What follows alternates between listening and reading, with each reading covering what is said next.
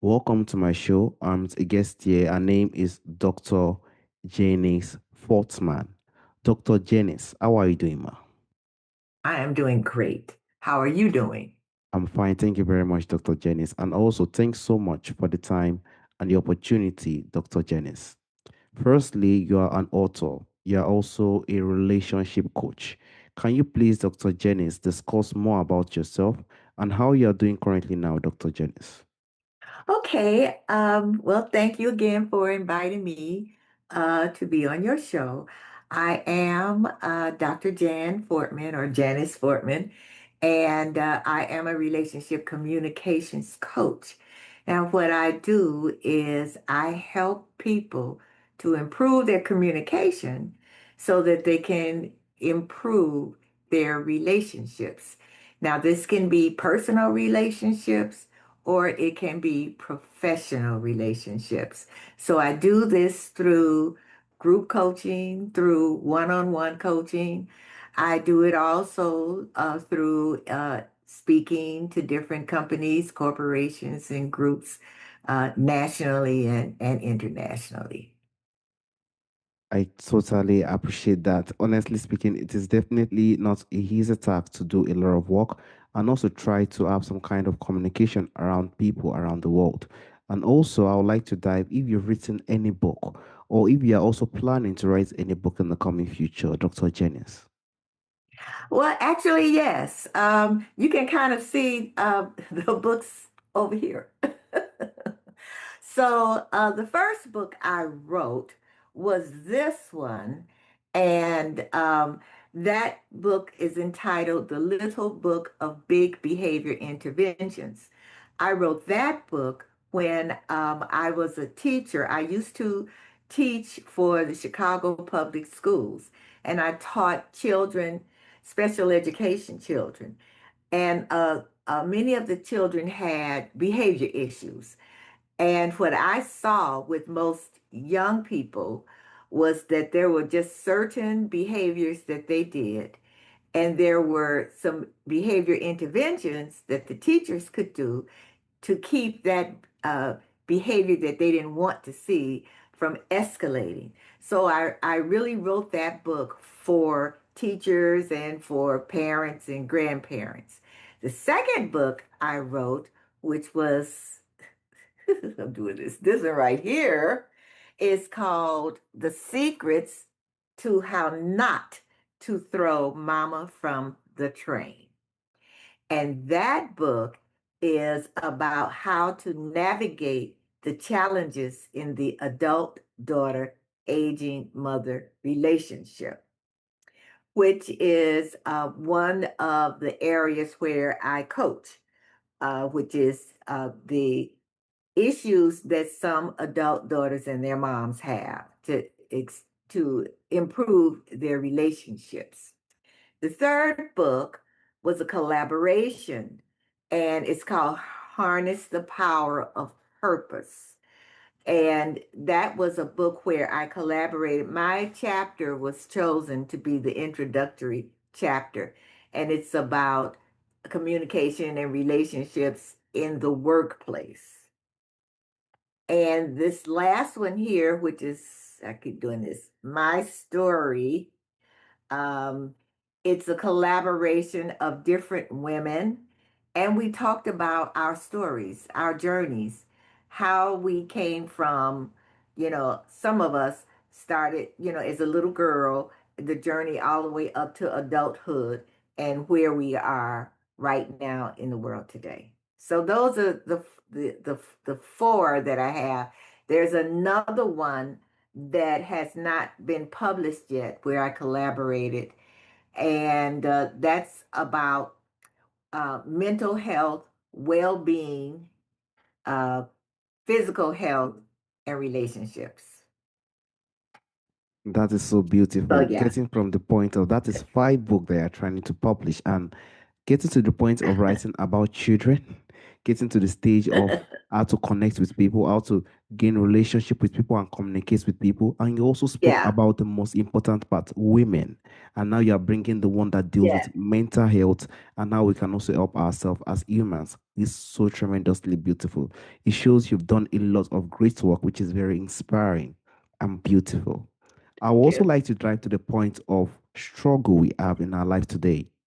In the world we are today, the struggle have intensively increased due to the due to the rise in competition, rise in people who want to succeed. So there are a lot of struggles that we have in our time today, and many listeners could be in a position whereby they struggle to be heard. What do you think are some of the practical ways they can do to express their needs clearly without triggering defensiveness, Mrs. Janice? Well, first of all, thank you. That's a very good question. First of all, the most important thing in a conversation is listening, is to listen to what the other person is saying.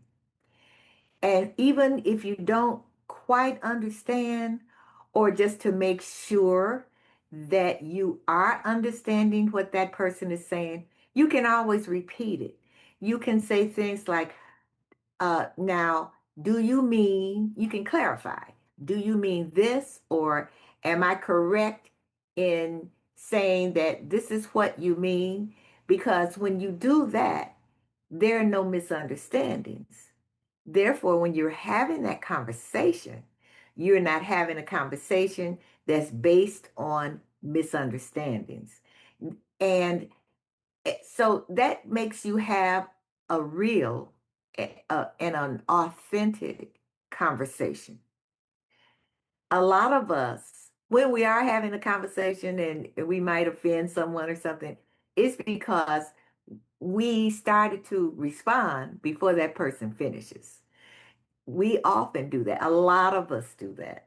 When some, just think, even thinking when you're having a conversation with someone, you're you're listening to them, but you're already thinking of what you're going to say when they finish. So you listen to respond instead of just listening for understanding. So yeah, listening is the major part of communication. And it's that part that a lot of us, even me, sometimes I find myself, person is saying something to me, and before they can finish, I've got something to say rather than waiting. And that is the truth. We have to try our best to learn, develop some kind of skills because it is definitely not easy to have the sense of hunger, have the sense of pressure, and still spend the time to actually listen. And that is the type of things we have to try our best to sacrifice within ourselves, most especially if we are in a relationship or we're in a conversative dialogue that we need to have the sense of communication that will lead to something that will be successful.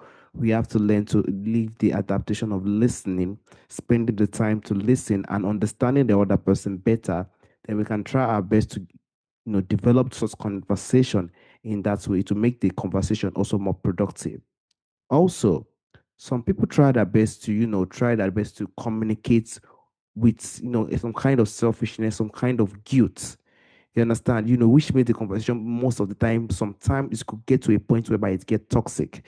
So how do you think someone can also communicate their feelings without feeling guilty or selfish, most especially in a long-term relationship, Dr. Janice? Oh, wow, that's a good one. How to communicate without seeming selfish. Well, I think, especially in long term relationships, is when you're having the conversation, instead of blaming, in, instead of appearing selfish, a good way to do that is to say, when you are saying this, I feel this.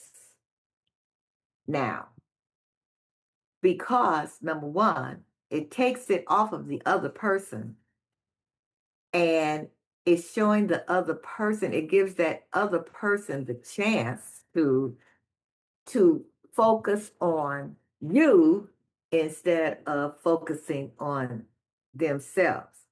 Now, it's hard. There's certain things that you have to say, certain things that you have to communicate, and you have to do it in a way where it's not like I, um, I'm doing this in a selfish manner. When you start that conversation, you have to start the conversation with the feeling, and you have to communicate to that next person that this is a conversation we're having so that we can understand each other. Not so you just can understand me, but also so that I can understand you.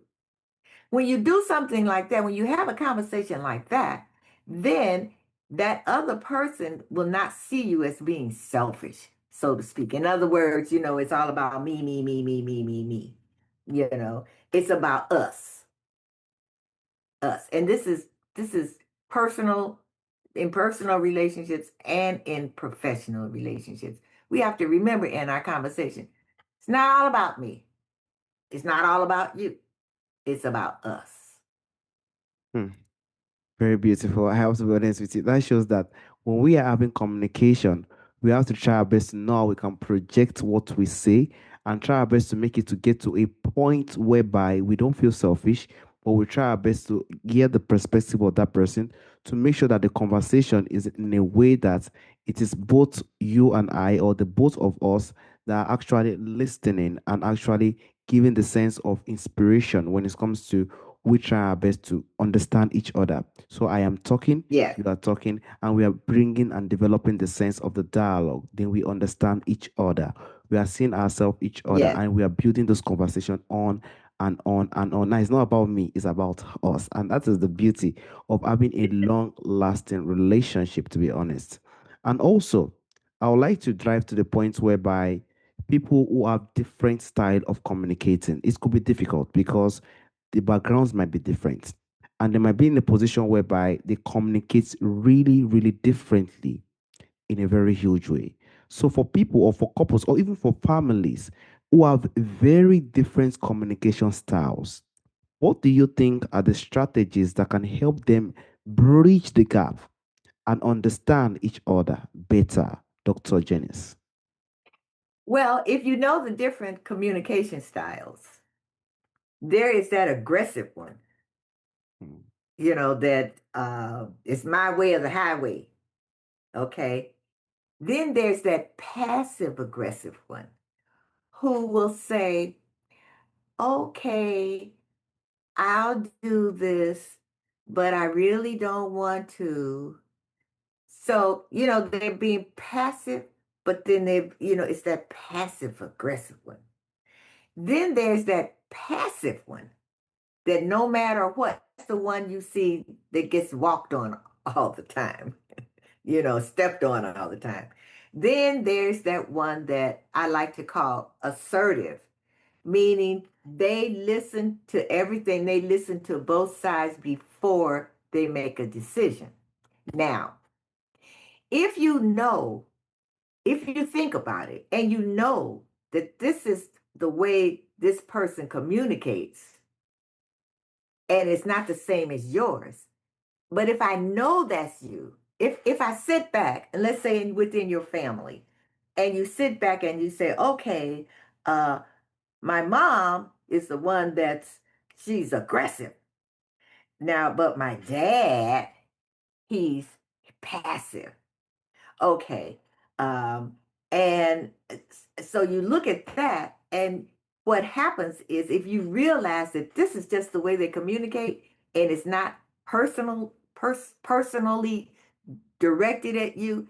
This is how they communicate. Now, the way we communicate is something that happens it doesn't happen like when we're grown, when we're adults. It happens from the time that we're children. Yeah. And what happens is you want your way. That's everybody. And how do you get your way? If you know that the way I get my way is being aggressive, then of course that's what you do, right? If you know that my way of being passive aggressive, and I know if I say, okay, I'll do it, but I really don't want to, then the person says, well, then you don't have to. I've gotten my way. Mm. And so if if you if you if you can recognize that and you keep that in your head, then you can say, okay, this is the way this person communicates. It's not personal, it's who they are. Then you don't get so upset. You can hear a person and they just, oh yeah, you're gonna this, that, blah, blah, blah, blah, blah, blah, blah. Well, sit back, wait, then say what you have to say. So yeah. Definitely shows that childhood matters. Childhood is 100% matters. And the way I'm being brought up in my childhood, even I myself, I couldn't believe it because some people were telling me that I am this type of guy that doesn't talk. And I was like, this kind of guy. And that is the beauty. When we are a child, I think those are the time we assimilate all those kind of character that build with us. And as you said earlier, if we are being brought up as we are a child, if you do reply or have conversation with aggression, then that is how we continue to do and develop ourselves. So it just depends on how we can understand each other as families or in a relationship to try our best to know when to release a reaction or also understand the other side better. Because something that's because I do not know how it will be easy for someone from childhood to be in a position to reset what he or she has been doing for years. So it's something that will be Right. really, really difficult. And that is why we need to try our best to work on ourselves. And also, as families, can try our best to understand that this kind of person does this way, things this way, and we can see how we can bridge the gap and also understand each other better regarding this perspective. And also, I would like to go to the point of de-escalating conversations. Now, we do not hope that we get to that point, but we could get into the trap whereby the conversation has gotten to a point that, it could turn into a serious argument. And that is not what we want. We do not want a conversation whereby it turns into a serious argument. That is why sometimes they will say, when we have a hot person, someone who is very aggressive, and we have another aggressive person, it's going to be really difficult to really, solve such situation. So, how do you think listeners can try their best to de-escalate conversation before they actually turn into argument, while still addressing those important issues that they are trying to solve, Dr. Janice? It takes two people to argue, right? Yes. It takes two. Now, most of the time when you get to that point, it's a lot of emotions involved. Mm. And it's hard to contain your emotions. But if you want to get your point across, don't argue. Mhm. Because if you are arguing, you're not listening, and that other person is not listening. They're not listening to your point. You're not listening to their point. You're just trying to get your point across.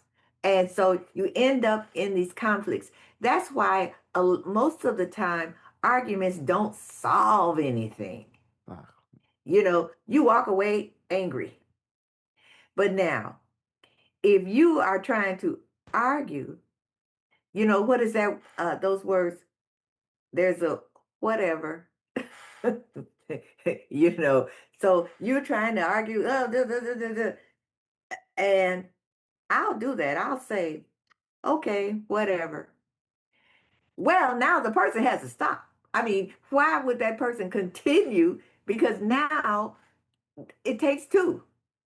But wait, wait, wait. You can even wait until the next day.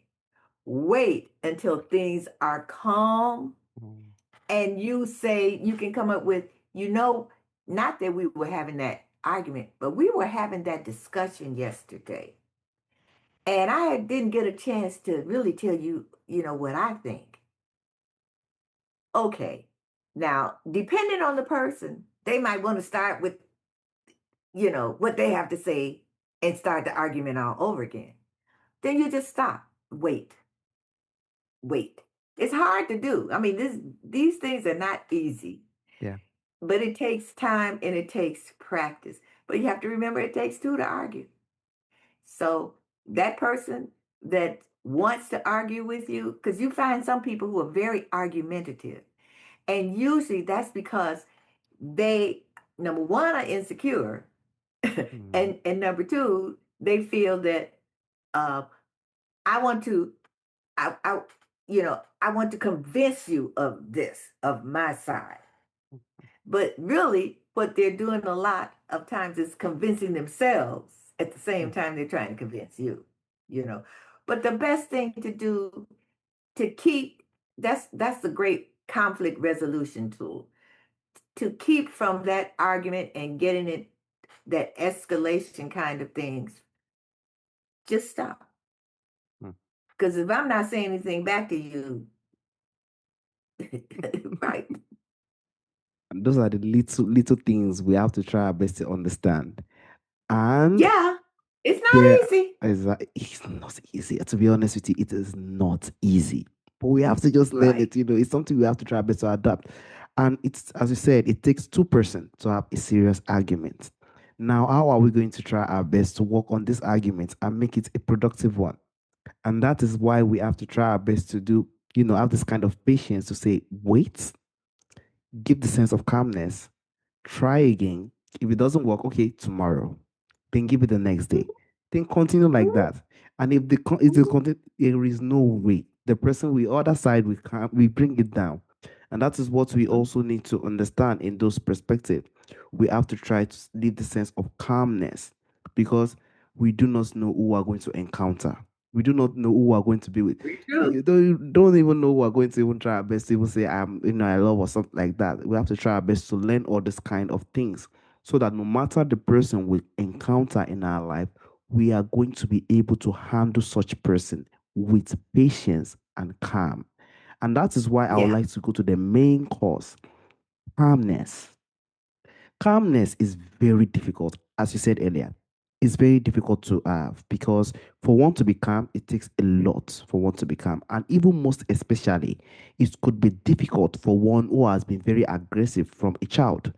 So, in the moment of disagreement, how do you think someone can still try their best, even those that are really aggressive most of the time, stay calm, focused, and compassionate instead of just reacting impulsively, continuously with Dr. Janice?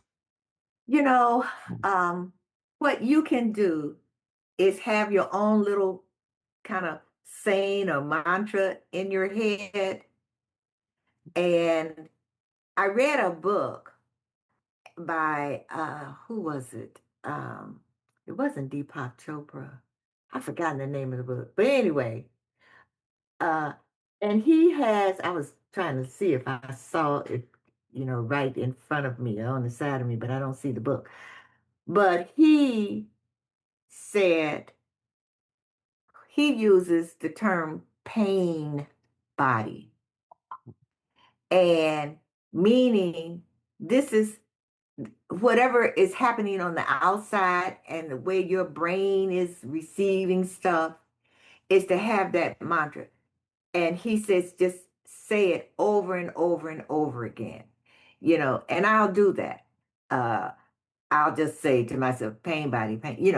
I don't say it out loud, but in my head, it's like, okay, pain body, pain body, pain body, pain, and it kind of centers you. So if you can find anything that, even if the word peace, and just keep it in your head, just, peace, peace, peace, peace, peace, to center you, to calm you. Now, like I said, none of this is easy. When I'm coaching people about relationships and stuff, I tell them, this is not an overnight thing. Yeah. This is practice. It takes practice. And because you will get, you'll have that. And then later on, let's say you're driving down the street and you start thinking, he said this, she said Mm. that's up in here again. So now you're escalating what has already happened. And we do it. So you gotta have in my car. I put my saying on my dashboard so that when I'm driving, something has made me angry, and I'm driving, and I start thinking those negative thoughts about what happened, and when I look at it, it makes me think again, like get that out of my head. So all of this is really difficult because we're all different kinds of people. But you learn some little tricks and tips. And the thing is, it's not for the other person, it's for you. you know, because you've had this argument, or and you weren't able to you know calm yourself down in the time, or whatever, or something has happened within the family structure or whatever. Now they're gone along their way, right? There you are thinking about what happened. And now it's harming you. Everything that we do as far as relationships are concerned is to keep you in a certain place, a certain position, so that you can handle any kind of negative issue or something that's happening. It's for you so you can handle that. Beautiful. You said every single thing when it comes to staying calm. Because whether we like it or not, we have to learn how to stay calm so that we can try our best to know how we could deal with the people that we find even around us, in families, in community, and even most especially if we get into the point of leadership as well. Also, Oh, Dr. yeah. Janice, there is a question I normally ask during the end of the show. From our forefathers, from our ancestors, there are a lot of beautiful things that do exist during our ancestral time that is missing in our time today. If there is Mm. anyone or anything you would like to bring back to our time today, Dr. Janice, what do you think that thing will be, Dr. Janice? Family, Mm. family. So I went to Senegal and Ghana, and I was so impressed that when I saw family, and when I say family, we are so scattered. And and I'm not just talking about your biological family. I'm talking about family as a community. I'm talking about family as your neighbors. This is what I would really like to see, because I think we would not have all of this dark times and issues in the world if we all considered ourselves family. And that's what I see, when I think about our ancestors, family, pride. It's so much, that I see this lacking, pride in yourself, pride in who you are, pride in who we are. Definitely. Yeah. And that is it. That is it. Family, community, these are things that we want to come back. These are things that we want to see again because we are in a world whereby a lot of people are being isolated and we want to try our best to live a life of joy. We want to be in a position whereby when we are down, when we have anxiety, when we are in pain, we have someone we can talk to. We have someone who will be there for us. Family is still the number one. We could talk of friends, we could talk of family, we could talk of community, but those are the areas that we can use to help ourselves. And these are things that we need to try our best to work on and try our best to see that could happen in the coming future. I also want to use this opportunity to thank you for the time and the opportunity you've given to me. Thank you so much, Dr. Janice. Now, if people want to get in contact with me, they can, yeah, they can email me at Dr. Jan at drjanicefortman.com. So that's DRJAN at DRJANICEFORTMAN.com. Dr. Jan at drjanicefortman.com. Thank you so much for giving me this opportunity. I really appreciate it. And I really hope that I've been of service to you and your audience. Thank you so much. The necessary information will also be added to the description. Have a wonderful day with Dr. Janice. Bye bye. All right, you too. Bye bye.